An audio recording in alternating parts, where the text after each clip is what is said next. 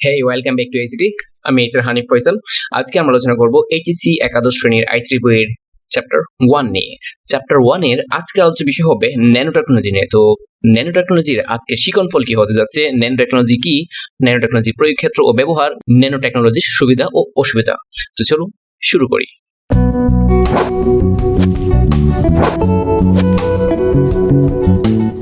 তো nano technology কি? Nano technology হলো পারমাণবিক বা আণবিক স্কেলে অতি ক্ষুদ্র ডিভাইস তৈরি করার জন্য ধাতব বস্তুকে সুনিপুণভাবে কাজে লাগানো বিজ্ঞান বা প্রযুক্তিকে ন্যানো প্রযুক্তি বা ন্যানো টেকনোলজি বলে।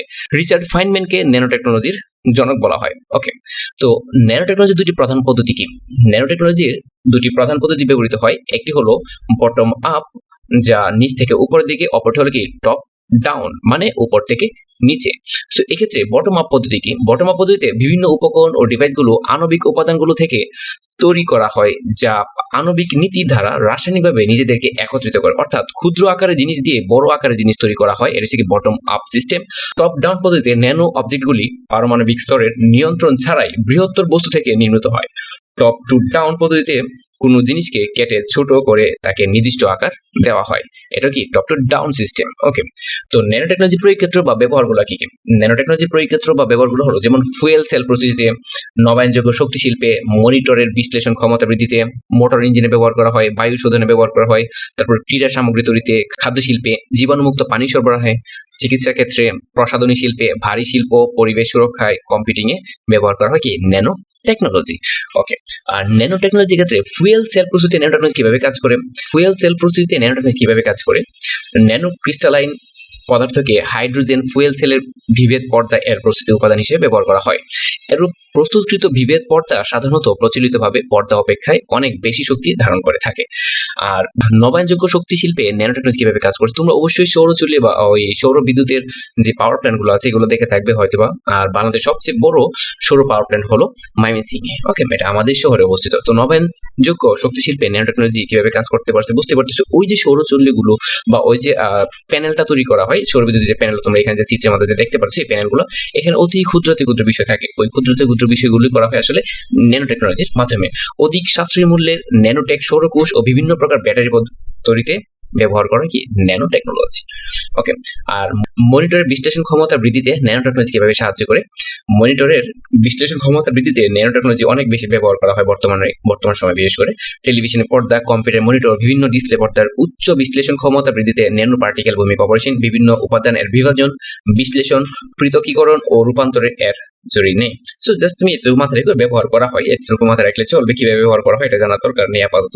মোটর ইঞ্জিনে ন্যানো টেকনোলজি কিভাবে কাজ করতেছে? মোটর ইঞ্জিনে ন্যানো টেকনোলজি অনেকভাবেই কাজ করে থাকে, যেমন অকটেন, পেট্রো, ডিজেল, এমনকি সিএনজি জ্বালানি ব্যবহৃত ইঞ্জিনে অনেক বেশি তাপশক্তি অপচয় হয়।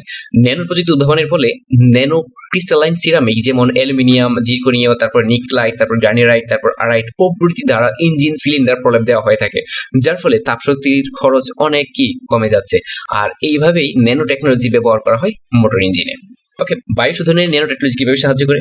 বিভিন্ন মোটরযান ও শিল্প কারখানা হতে নির্গত বিষাক্ত ধোঁয়াকে পরিশোধন করে বর্জ্য উৎপাদনকে অপসারিত করে নির্মূল বায়ুতে পরিণত করতে বর্তমান প্রযুক্তি ব্যবহার অতুলনীয়। আর ক্রীড়া সামগ্রী তৈরিতে ন্যানো টেকনোলজি অনেকভাবেই সাহায্য করে বা অনেক কিছুতেই ব্যবহার করা হয়। তোমরা ভালো করে জানা থাকবে, যেমন খেলাধুলার সামগ্রী যেমন ক্রিকেট বলে, টেনিস বলে স্থায়িত্ব বৃদ্ধিতে, গলফ বলের পজিশন ঠিক রাখার জন্য ন্যানো প্রযুক্তি ব্যবহার করা হয়।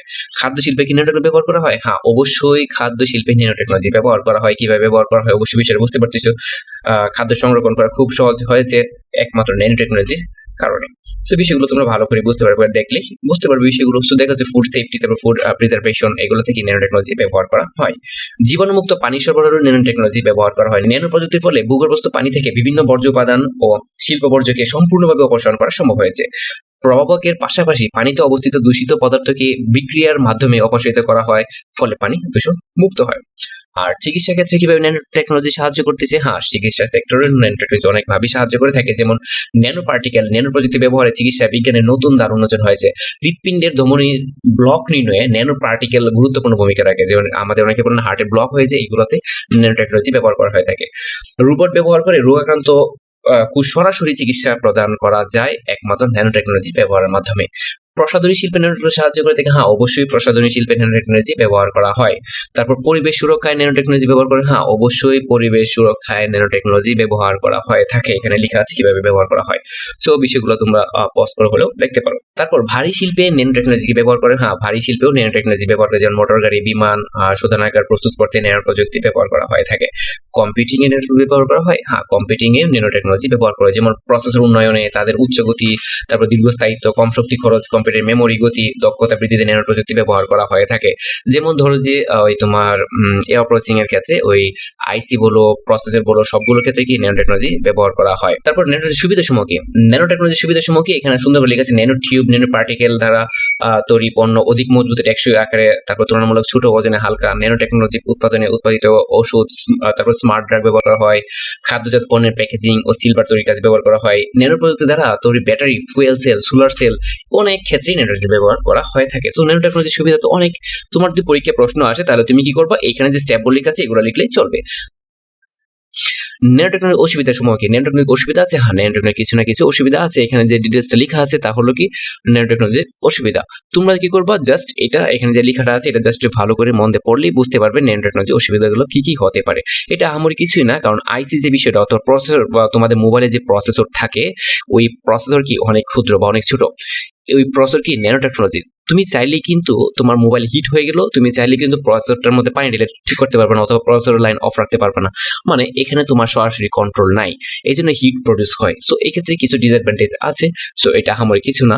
সো এটা জাস্ট একবার দেখলে তোমরা পারবা। আর ন্যানো টেকনোলজির ক্ষেত্রে এই অসুবিধাগুলোকে একেবারেই ডিনাই করা হয়, এবং এই অসুবিধাগুলো আহামরি কোনো অসুবিধা বলে আমি মনে করি না, কারণ প্রযুক্তির ক্ষেত্রে এখানে সুবিধা আমাদের সবচেয়ে বেশি পেয়ে থাকি।